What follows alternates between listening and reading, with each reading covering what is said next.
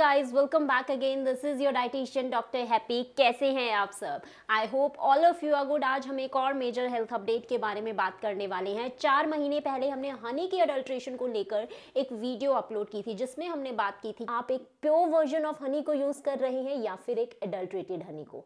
2 दिसंबर 2020 को centre for science and environment that is CSC ने एक इन्वेस्टिगेशन की, जिसमें उन्होंने 13 इंडिया के बेस्ट सेलिंग हनी ब्रांड्स को लिया।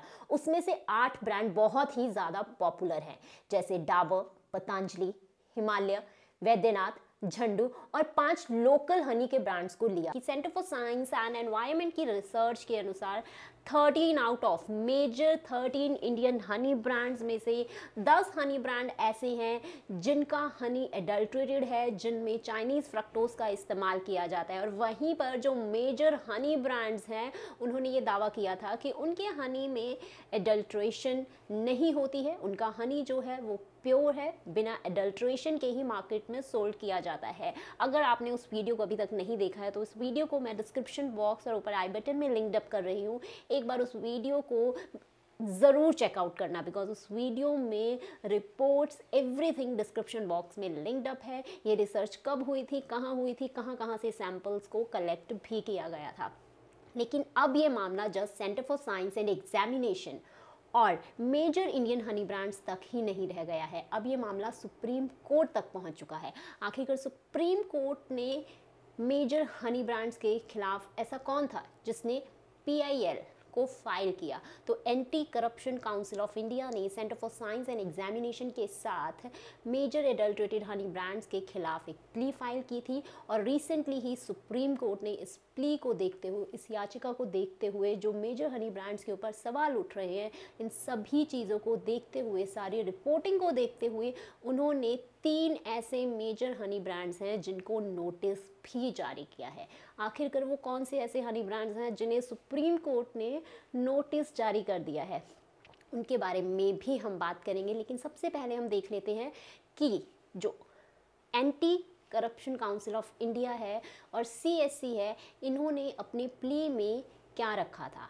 Anti corruption council of India और centre for science and examination ने कहा कि जो मेजर हनी ब्रांड्स हैं उनमें चाइनीज़ फ्रक्टोज का इस्तेमाल किया जाता है। और उन्होंने ये भी कहा कि ये चाइनीज़ फ्रक्टोज ऐसा है जो इंडिया का स्पेसिफाइड लैब टेस्टिंग सेंटर्स है, वो उन्हें ईजिली बाईपास कर जाता है, वो उन्हें ईजिली डिटेक्ट नहीं कर पाता। लेकिन अगर इन सभी हनीज़ की बहुत अच्छी टेस्टिंग की जाएगी तो डेफिनेटली ये जो चाइनीज़ फ्रक्टोज है उसमें डिटेक्ट हो जाएगा। और इन्हीं चीज़ों को देखते हुए सुप्रीम कोर्ट ने central government, state governments, major companies, और जो कंपनीज़ ये दावा करती हैं कि उनके हनी में अडल्ट्रेशन नहीं है, उनकी जो लैब टेस्टिंग है, उन सभी से बहुत ही जल्द उन्होंने रिपोर्ट मंगवाई है। और इसके साथ उन्होंने ये भी कहा है कि उन सभी रिपोर्ट्स में ये भी होना चाहिए कि उनके हनी के ब्रांड्स जो हैं उनके सैंपल कहाँ से कलेक्ट किए गए हैं और उनका हनी बी कीपिंग का सिस्टम क्या है। The Supreme Court bench headed by S.A. बोपड़े, A.S. Bopanna, V. Rama Subramaniam ने इस याचिका को देखते हुए जो मेजर 3 हनी ब्रांड्स को नोटिस जारी किया है, उन्होंने अपने नोटिस में लिखा है कि इनका हनी मिलावटी हनी है, यानी कि एडल्ट्रेटेड हनी है। इनके हनी में चाइना से फ्रक्टोज के नाम पर मंगवाया जाने वाला सिरप का इस्तेमाल किया जाता है, बल्कि वो फ्रक्टोज नहीं, चीनी की चाशनी है, जो 80% से ज़्यादा हनी में इस्तेमाल की जाती है और लोग इसे इजीली कंज्यूम भी कर रहे हैं। जहाँ पर कोविड-19 पेंडेमिक का टाइम चल रहा है, लोग अपनी हेल्थ को लेकर और भी ज़्यादा कॉन्शियस हो रहे हैं, मैक्सिमम इम्यूनिटी को इंक्रीज़ करने वाली चीज़ों को कंज्यूम कर रहे हैं। वहीं पर हनी की कंजप्शन भी इंक्रीज़ हो रही है, लेकिन उन्हें ये नहीं मालूम कि वो चीनी की चाशनी का इस्तेमाल कर रहे हैं। इसीलिए सुप्रीम कोर्ट ने जो मेजर 3 हनी ब्रांड्स को नोटिस जारी किया है, पहले नंबर पर आता है डाबर, दूसरे नंबर पर आता है पतंजलि और तीसरे नंबर पर आता है झंडू। उन्होंने कहा है कि ये अपने हनी के सैंपल्स और उसके साथ ही उनकी टेस्टिंग कहाँ पर की गई है और सबसे ज़रूरी NMR टेस्टिंग के रिपोर्ट भी ज़रूर सबमिट करवाएं, ताकि उनके हनीज़ के ऊपर, उनके ब्रांड्स के ऊपर बैन ना लग जाए। और इन सभी दलीलों को डाबर, पतंजलि और झंडू रद्द करता है, वो नहीं मानता। वो कहता है कि हमारा हनी एडल्ट्रेटेड नहीं है, बल्कि वो ये क्लेम करता है कि centre for science and examination की रिसर्च सही नहीं है, क्योंकि हमारे हनी में चाइनीज़ फ्रक्टोज का इस्तेमाल नहीं किया जाता।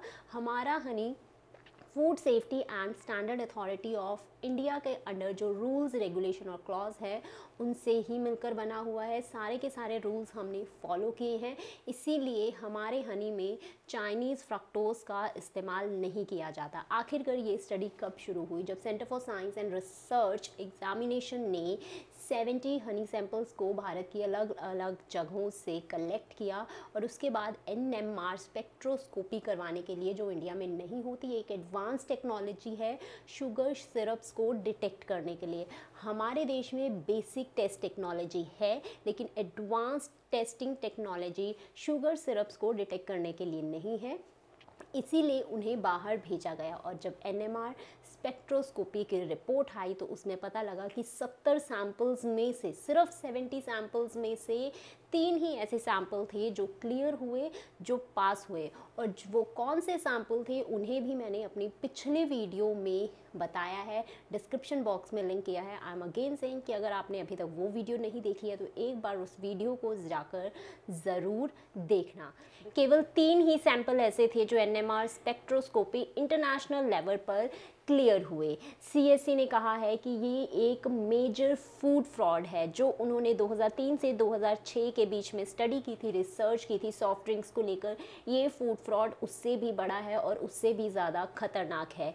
लेकिन उन्होंने ये भी कहा है कि अगर सुप्रीम कोर्ट का फैसला कोई भी हो हम उसकी कद्र करेंगे, लेकिन पब्लिक को जागरूक करने की बहुत ज़्यादा ज़रूरी है, क्योंकि उस टाइम पर 2003 से 2006 के बीच जो सॉफ्ट ड्रिंक्स के ऊपर स्टडी हुई थी, लेकिन स्टिल वो आज भी मार्केट में सोल्ड हो रही हैं, कंज्यूमर्स उन्हें ले भी रही हैं। सिर्फ उनका ट्रेंड थोड़ा बहुत चेंज हो चुका है। जहाँ पर पहले आपको सिंपल कोक देखने को मिलता था, वहीं पर अब आपको डाइट कोक, फ्लेवर्ड कोक्स भी देखने को मिल जाते हैं।